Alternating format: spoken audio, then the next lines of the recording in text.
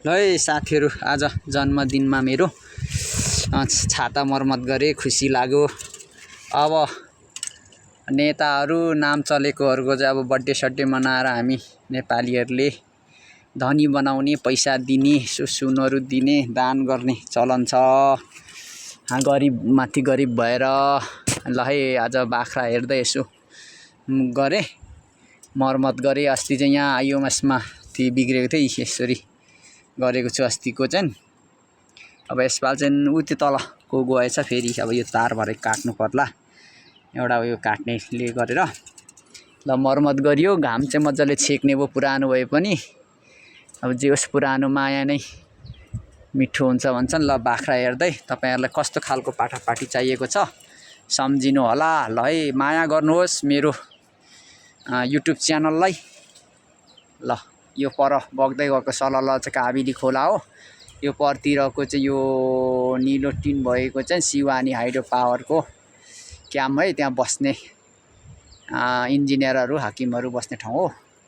र यहाँ माथिको चाहिँ शिवानी यो फाखोलाको पानी यता माथि यो डाँडादेखि सररर फलामबाट मुनि तल हानेर यता नेरी बिजुली उत्पादन गरिएको छ। यी तारहरु यता टाँगेर यता माथि लगिएको छ। यो चाहिँ तल झापा पुग्छ। र यहाँ यो माथिको चाहिँ अब यो अलिक भत्केर गयो भने त ठुलो क्षति पुर्याउँछ होला। यसबारेमा पनि सम्बन्धित निकायले छिटो ध्यान दिए राम्रो हुन्थ्यो।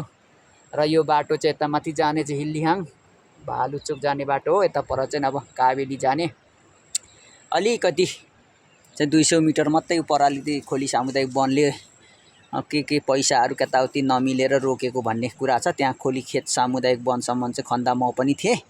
र त्यहाँदेखि अलिकति पर सिस्ने भन्ने ठाउँमा जोड्नु बाँकी छ। 200 मिटर पनि छैन होला हावाई दूरी, त्यति नजिकै पनि त्यो सामुदायिक वनले रोकेको छ। त्यो पनि चाँडै खुलोस्, बालेन सरकारले त्यसमा पनि ध्यान दियोस्।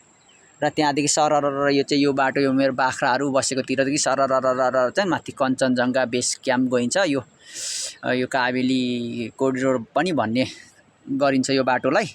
र यो बाटो सुई माथि पेदाङ हुँदै माथि 2-3 अझै हाइड्रो पावरहरु छन् भन्ने हल्ला छ। र त्यहाँ माथि हुँदै विश्वको तेस्रो हिमाल कञ्चनजङ्घा जाने बाटो हो। र यो बाटो चाहिँ चाँडै खुलोस्।